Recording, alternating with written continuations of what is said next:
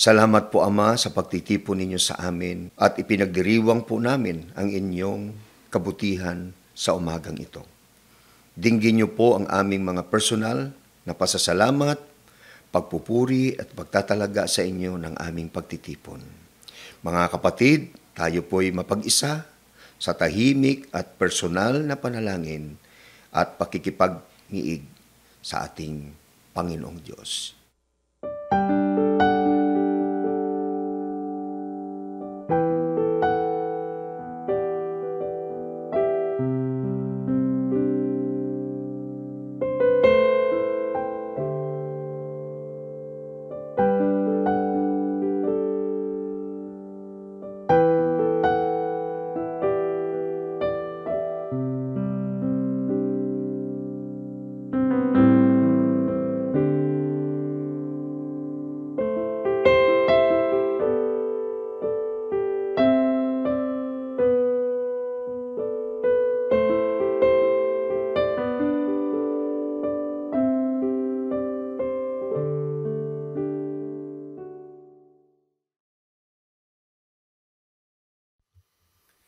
Sa Kanya na laging tapat at ang Kanyang kabutihan ay sumasa atin, purihin natin Siya ngayon at magpakailan paman.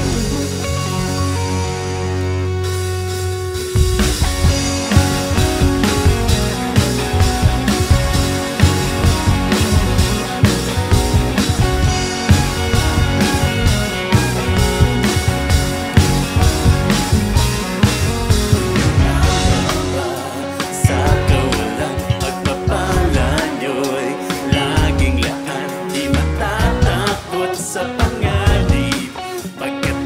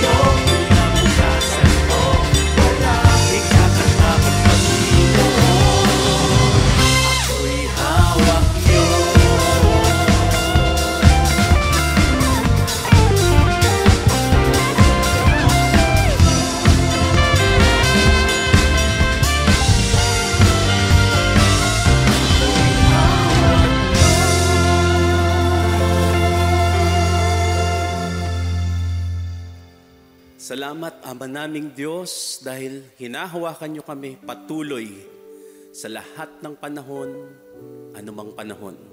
Your goodness, your grace, and your mercies follow us all the days of our lives. You have been so good, and we praise you. We thank you, our God Most High.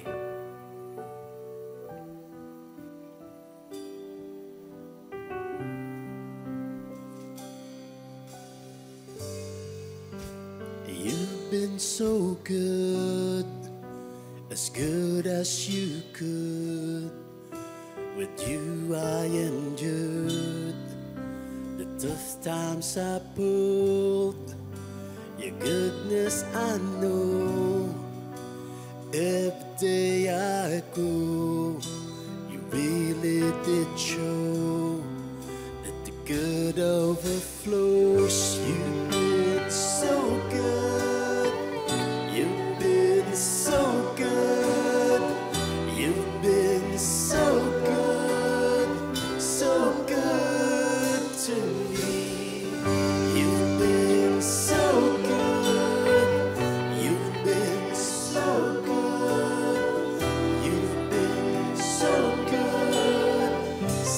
good to me. You've been so good as you could. With you I endured the tough times I bore. Your goodness I know. Every day I go, you really did show that the good overflows. You've been so good. You've been so good. You've been so good, so good to me. You've been so good.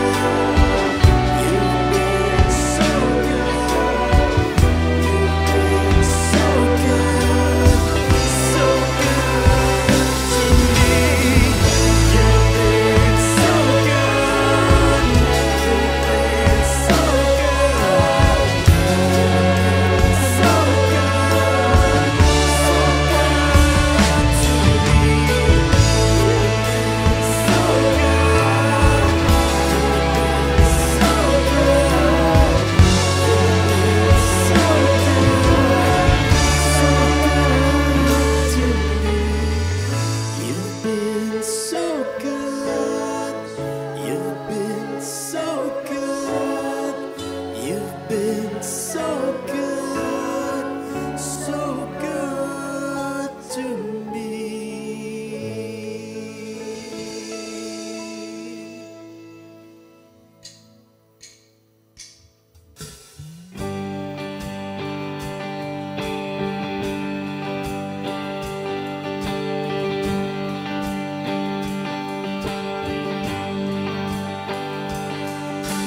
I will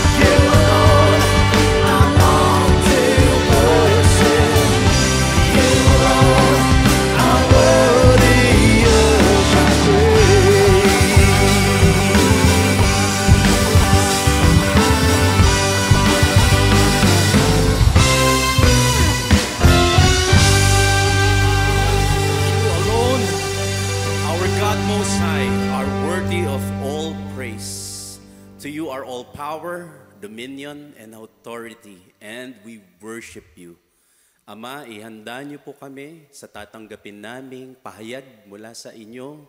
Gamitin niyo po ang inyong tagapagsalita sa mensaheng aming maririnig sa pangalan ng Panginoong Hesus.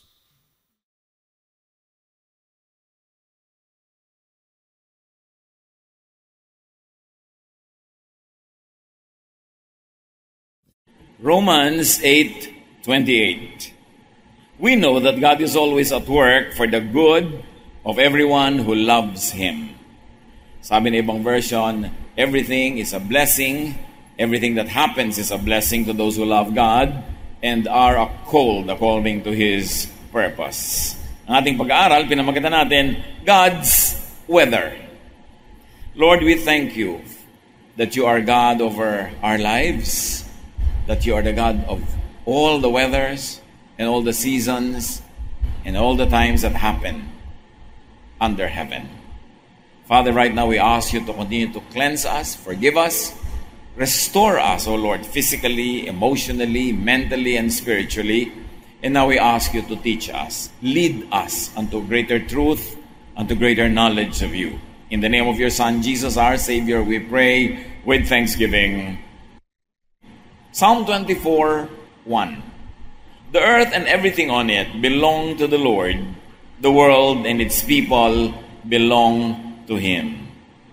Satan is not a creator and Satan does not own anything. Sobrang nating binibigyan siya ng importansya when we ascribe nearly everything to Satan. Satan does not own anything and did not create anything. The world and everything on it, every natural cycle, every season, climate, and weather is the Lord's design and the Lord's will. At kung ang lahat ng nasa mundo ay likha ng Diyos, maganda dapat ang tingin natin sa lahat ng bagay na nasa mundo at lahat ng nagaganap. Kasi hindi naman lumilikha ang Diyos ng mali o ng pangit.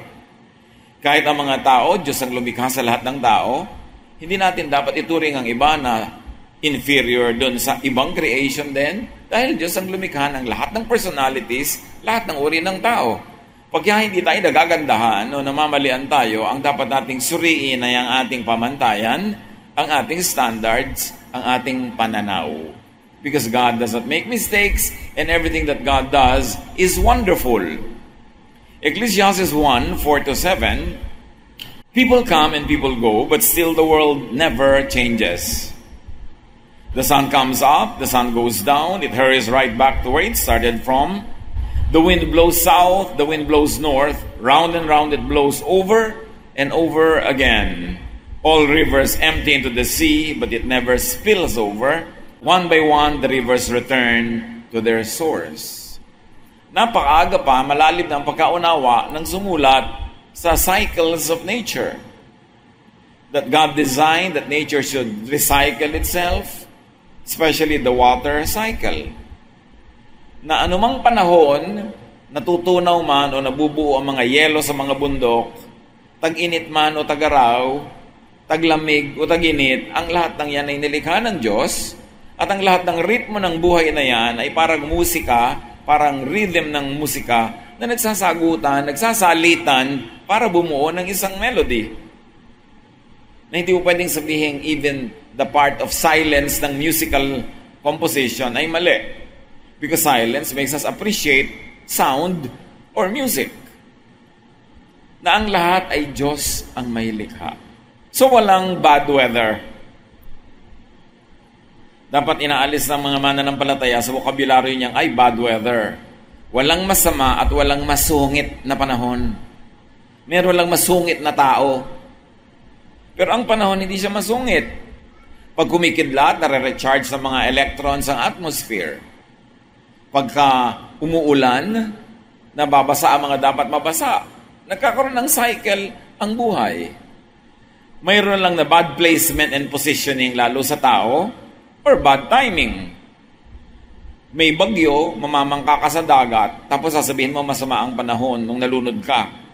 Bakit ka nandun? Dapat nasa mas tama ka lang lugar. Pagka napakalakas sa mga ulan, gumuguho yung mga gilid ng mga bundok, Paano hindi guguho kung dineforest ang tao? Naging bad tuloy yung parang yung malakas na ulan, samantalang kailangan ng planeta yung water cycle. Pagka bumaha, natural lang na bumabaha. Ancient Egypt was created by the floods of the Nile, by the annual floods. Kaya lang, titira ka sa gilid ng ilog, maaanod ka, sabi mo tuloy, bad weather. Dapat, hindi maging bad yon kung tayo ay nasa tamang pwesto at tama ang timing natin sa pinagagagawa natin sa buhay. Psalm 139:14, everything you do is marvelous. Of this, I have no doubt. Kahit ang mga volcanic eruptions, kailangan natin yan. Nare-refertilize yung ibabaw ng lupa na inaandod na ng tubig yung mga nutrients, kauulan, day in and day out, year in and year out. Nakakabuti yung mga volcanic eruptions. Nafe-fertilize uli ang mga malalapad na mga bukirin. Pero kaya lang, hindi ka dapat nasa dadaanan ng lahar. Wala ka dapat dun sa danger zone. So mali na naman yung lugar mo, yung bulkan na naman nasisisihin mo sa nangyari sa iyong buhay. Tulad ngayon, kung kayo ay madalas magbiyahe, aeroplano, mapapansin nyo na ang dami-daming turbulence ngayon pag lumilipad. Pagka lumilipad ka ng mahaba mga flight, mga 9-hour flights, kung isang 3 hours straight na turbulence.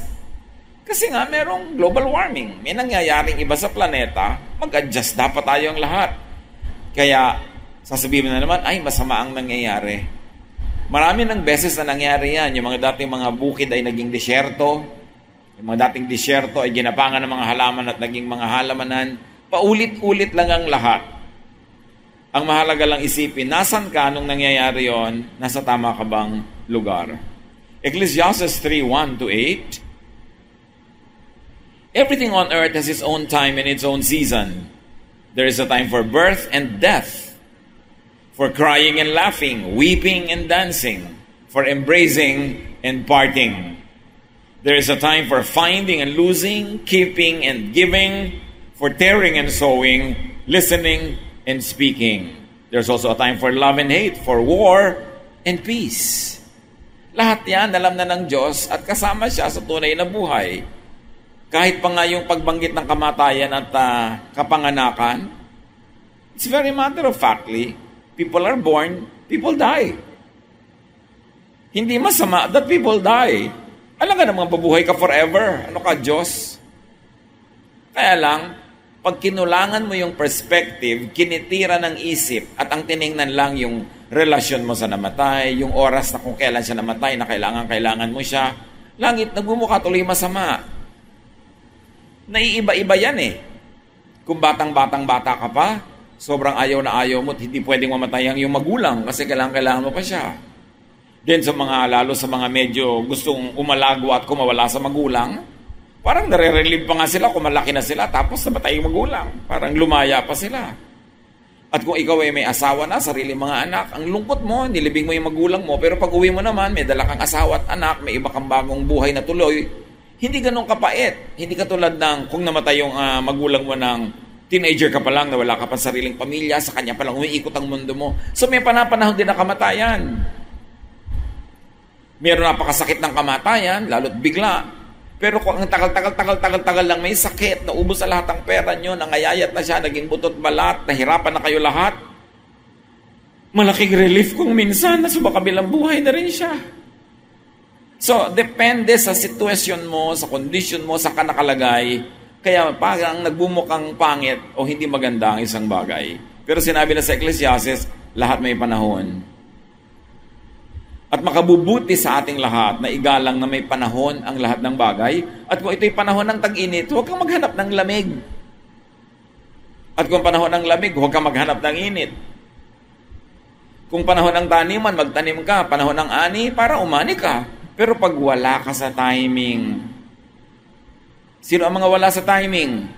Lahat ng kaklase nasa school, siya nasa mall. Wala ka sa timing. Lahat ng mga kasambahay mo, papasok sa trabaho, ikaw nakatunganga, walang trabaho, sinasadya mong huwag magtrabaho. Iba naman yung hindi talaga makahanap. Pero yung lahat nagtatrabaho, ikaw hindi, wrong timing kasi time to work eh. Tapos pag oras ng kainan ng lahat ng nagtrabaho, nakikikain ka, ay maririn ang timing mo kasi wala ka namang kinita, ba't ka kumakain? Dapat nasa tamang lugar ka. Tama ang ginagawa, tama ang timing, at hindi ka makikipagtunggali sa kung ano man ang dinadala sa iyo ng panahon. Kung high tide, kung low tide. Kung malusog, magpakasaya. Gawin ang dapat gawin. At kung dumarating ang oras ng karamdaman, rumatay, magpahinga para makarecover, hindi baligtad. Yung iba ang lusog-lusog, tapos mukmok ng mukmok. Tapos kung kailan may sakit, doon gusto-gusto maging active, baligtad ang panahon. Dapat marunong tayong sumabay sa indayog ng panahon. Each and every time frame and theme is God-ordained, is correct, and therefore good. What matters is to flow with time, to be at the right place and at the right time, to say the right things at the right moments, and to be silent in the correct time to be silent. Do the right thing at the right time, and you will be able to minimize pain and maximize pleasure and even do the most good. Basta nasa tama tayong lugar at panahon. So walang bad time or season pag ito ay natural or cosmic or heavenly. Meron lang talagang bad timing. Ang dapat ma-master ng tao, hindi yung magreklamo sa dumadaang panahon, kundi kung paano mag-employ ng good and excellent timing. Romans 8:28-29, we know that all things work together for good for those who love God, who are called according to His purpose. Ang taong nabubuhay sa kalagitnaan ng kalooban ng Diyos, nagtitiwala ng ganap, hindi man niya gusto ang nangyayari, ay meron siyang malalim na pinagkukunan ng pananalig na hindi man niya gusto at hindi niya nauunawaan, ay alam yun ng Diyos, and therefore, it should not be labeled as bad. Kaya mga taong may malalim na pananalig, mas tahimik ang loob, mas payapa, mas tiwasay, kasi hindi sila nakikipaglabanan sa kung ano yung nandyan. Meron silang karunungan na alamin kung anong pwedeng palitan, pinapalitan nila, at meron silang espiritualidad para tanggapin ang dapat tanggapin at hindi sila nakikipagtunggali sa hindi naman pwedeng palitan. Nababawasan ang mga struggles, ang mga stress sa buhay. Kaya kung tutusin, walang bad na nangyayari sa tao, lalo na sa makadiyos at sa nakasuko sa Diyos. Halimbawa si Job. Alam natin ang kanyang kasaysayan. He lost so much in life. Pero anong sabi niya sa Job 1:21? And he said, we bring nothing at birth. We take nothing with us at death. The Lord alone gives and takes. Praise the name of the Lord. Kailan niya sinabi yon? Nung dumating sa kanya ang sunod na dagok ng buhay, na dapat meron na siyang karapatang magreklamo, magalit sa Diyos, magtampo. Pero ang sabi niya, wala naman tayong dala nung isinilang tayo. Wala rin tayong madadala pag mamamatay na tayo. Ang Diyos lang talaga ang nagbibigay. Therefore, Diyos lang din ang bumabawi. So magbigay ang Diyos at bumawi ang Diyos. Praise God!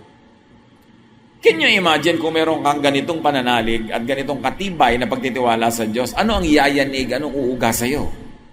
You'll be stable as a rock. And Jesus is our rock.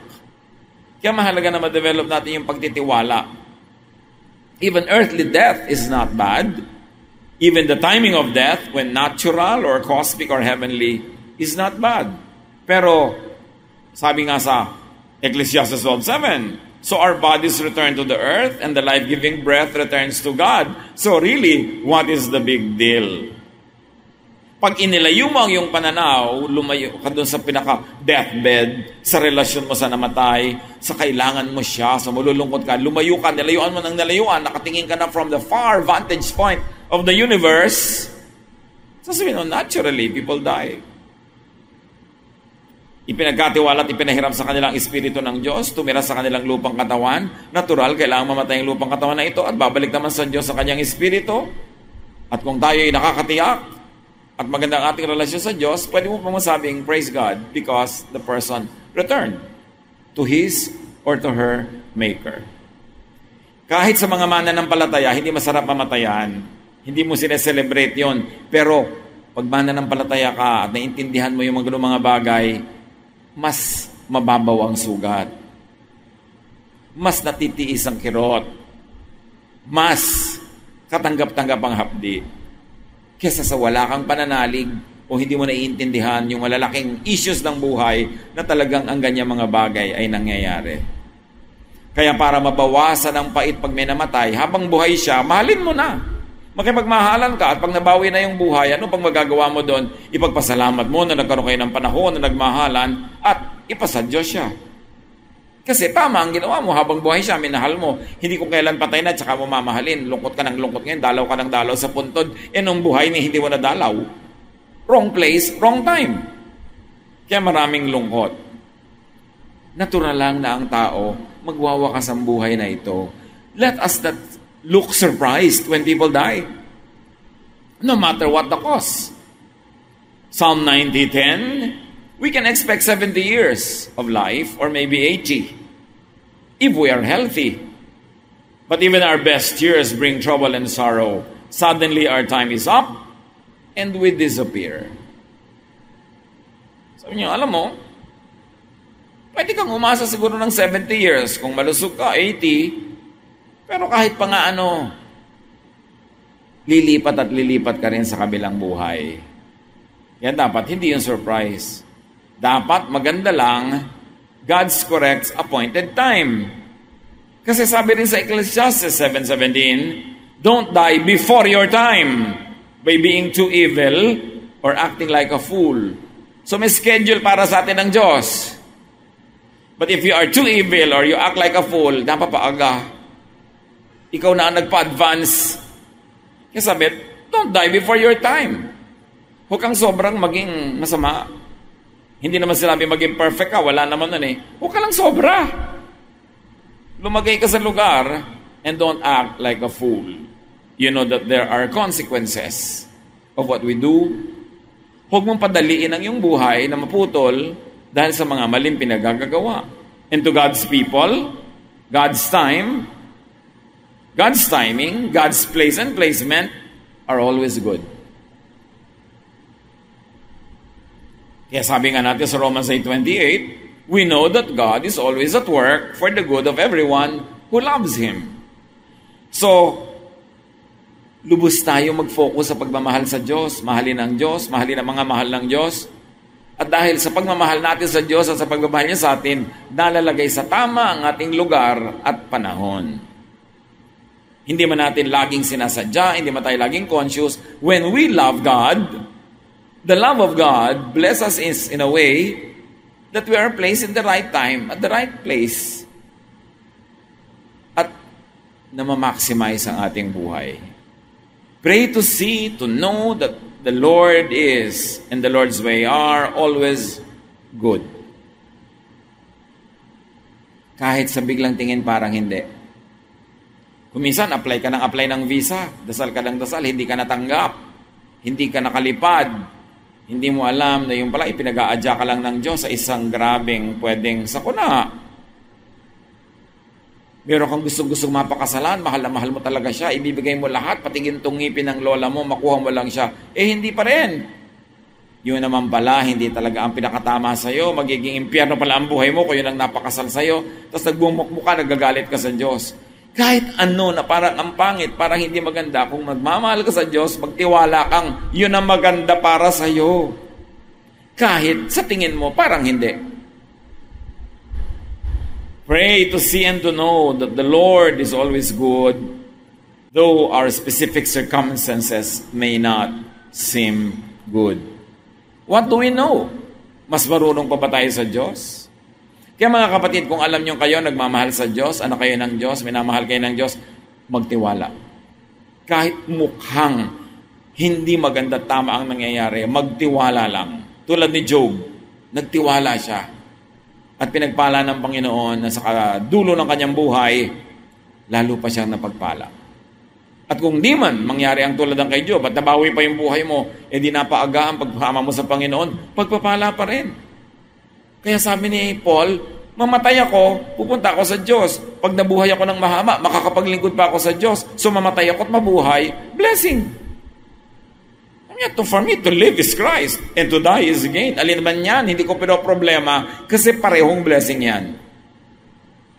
Dapat lang matuto tayong isunod sa isip ng Diyos ang paraan ng ating pag-iisip. Isaiah 55, 8-9. The Lord says, "My thoughts and my ways are not like yours. Just as the heavens are higher than the earth, my thoughts and my ways are higher than yours." So hindi natin kayang gagapin, sagipin, abutin, ikulong sa ating mga palad ang isip ng Diyos. Marami tayo hindi kayang maunawa. How can a finite mind totally comprehend an infinite God? May mga subset lang tayo naiintindihan, naiintindihan din ng Diyos, pero ang daming hindi. At doon, kailangan ng pananalig, ang pananampalataya. Pray for great faith, as to always believe and trust that everything that God does and allows to happen is always good. Ano ang nangyari at naganap sa inyong buhay o hanggang ngayon nagaganap o magaganap pa na ayaw nyo? Hindi nyo gusto. Iba ang ipinagpe-pray nyo, iba ang gusto nyo, pero iba pa rin ang nangyayari. Psalm 31:14, "But I trust in you, Lord. I say, you are my God." Ipagtiwala natin. It's not the weather, but your God. It's not the weather, but your faith. It's not the weather, but your technique in facing and handling the weather. Ang anak ng Diyos, laging may ipagpapasalamat. Kahit yung gusto niya, hindi yun ang nangyari. Kasi yung gusto ng Diyos ang nangyari, therefore, yun ang maganda. At pag tayo nakadevelop ng ganung uri ng pananalig, you will be incurably optimistic. Lagi ka makakakita ng ganda sa lahat ng bahagi ng buhay at hindi ka magluluksa, magmumukmok, at hindi ka magtatampo sa Diyos. Alam ng Diyos ang kalagayan mo. Kilala ka niya. Sa palagay mo, nilikha ka niya para parusahan, para tanggihan sa mga hinihingi mo na maganda naman pala? No. The Lord knows you, the Lord loves you, and whatever the Lord allows in your life must be the best for you at the moment. Ang mahalaga, maintindihan natin yun, tanggapin natin yun ng walang alinlangan at mabuhay tayo ng may pagtitiwala. Ama namin, suriin niyo po kami kung ano-anong mga gusto namin ang hindi nangyayari, anong ayaw namin ang siya namang nangyayari, anong mga blessing ang inip na kaming matanggap, sa mga bahagi ng buhay na kami sumuko na at hindi na kami nananalangin o nagsisikap pa. Lord, teach us to renew our faith in you every day. Na laging maging bago sa amin ang pananalig na ito, bago ang lakas, bago ang kulay, bago ang musika ng aming pananalig. At nang sa gayon, lagi kami maging masigla. Magkaroon kami ng pag-asa, pananalig, at pagpapasalamat at pagpupuri sa inyo. Magbulay-bulay tayo mga kapatid kung ano ang kahulugan ng mensaheng ito sa atin. Meron ba tayong tinatawag na bad weather, bad luck, bad things in our lives? Ang unahin natin is to love God. To develop our loving relationship with God, because everything that happens is a blessing to those who love God. So ang una nating unahin, yung talagang maging malapit tayo sa Panginoon at mapagtiwala at makita natin ang kanyang kamay na kumikilos kahit hindi yung gusto natin puntahan, doon niya tayo dinadala. Ama namin, turuan niyo po kami magtiwala ng lubos at ganap, hindi sa naaabot lang ng aming isip at pangangatwiran, kundi yung walang patakarang pananalig sa inyo. Diyan naghahari ang inyong kapayapaan, ang inyong kasaganaan, at ang inyong pag-ibig. Magbulay-bulay tayo mga kapatid, angkinin ninyo ang mensahe at ang turo ng Panginoon sa atin at gawing lakas ito sa mga darating pa nating haharapin na akala natin bad. Lord, teach us to have eyes to see, faith to see that everything you do and everything you allow is beautiful. Let's be alone with the Lord in silent reflection.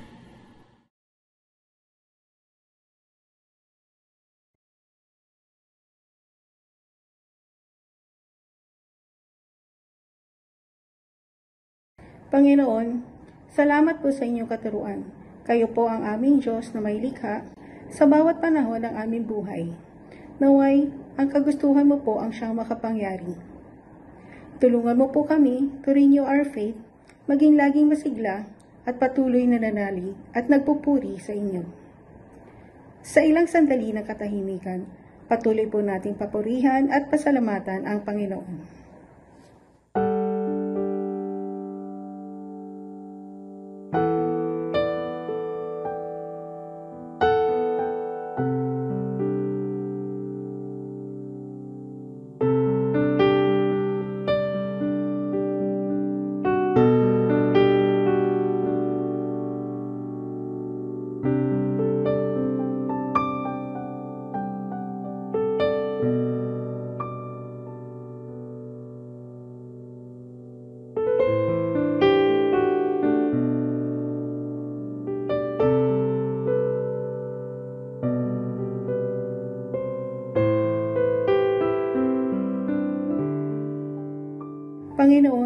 narito po ang aming mga handog, ibinabalik at iniaalay po namin sa inyo sa pangalan ng Panginoong Jesus.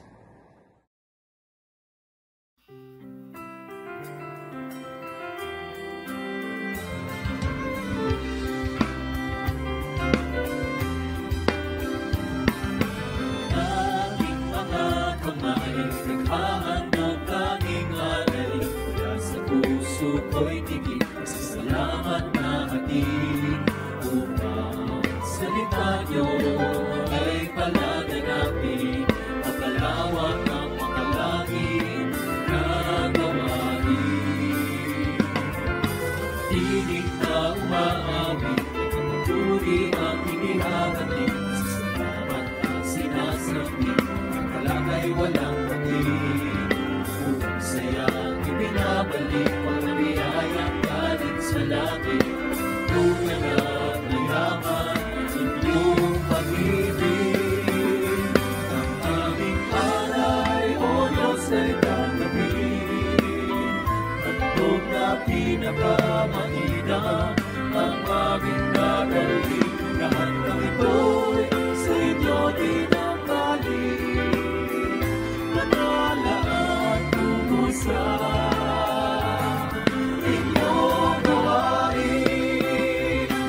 Aming alay, O Diyos, ay tanggapin. Handog na pinakamahina, ang aming dadalhin. Lahat ng ito'y sa inyo dinamdalin. Nakalaan tungo sa inyong gawain.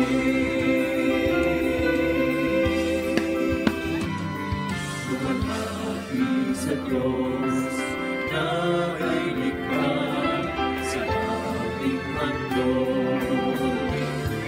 Alagon kayo siya na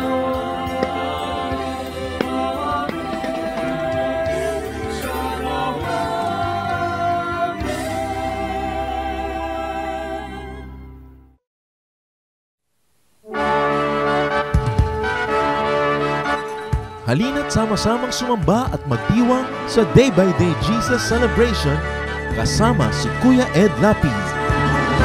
Bulwagan ng Panginoon PICC, one Sunday a month, Philippine International Convention Center, Rojas Boulevard, Pasay City. All other Sundays sa mga Day by Day mini bulwagan ang pagtitipon. Para sa buwan ng Enero, gaganapin ito sa January 19, 2025. 8 a.m. ang First Jesus Celebration, 10 a.m. naman ang Second Jesus Celebration. Para sa iba pang detalye, bisitahin ang ating official Facebook page, Day by Day Friends.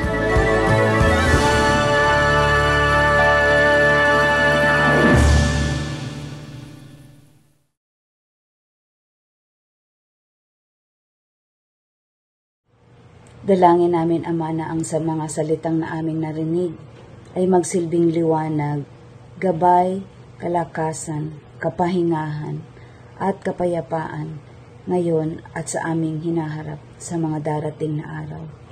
Naway mailapat namin ito sa aming mga buhay nang sa gayon maganap ang inyong dakilang kalooban.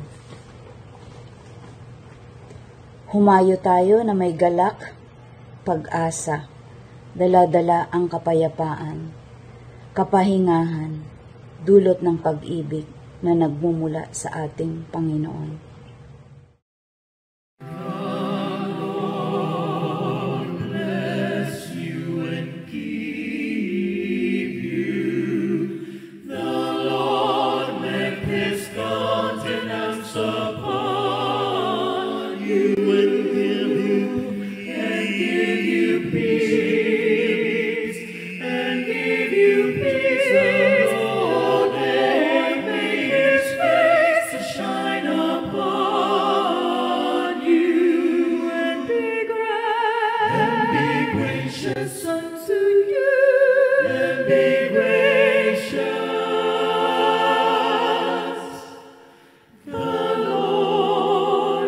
Gracious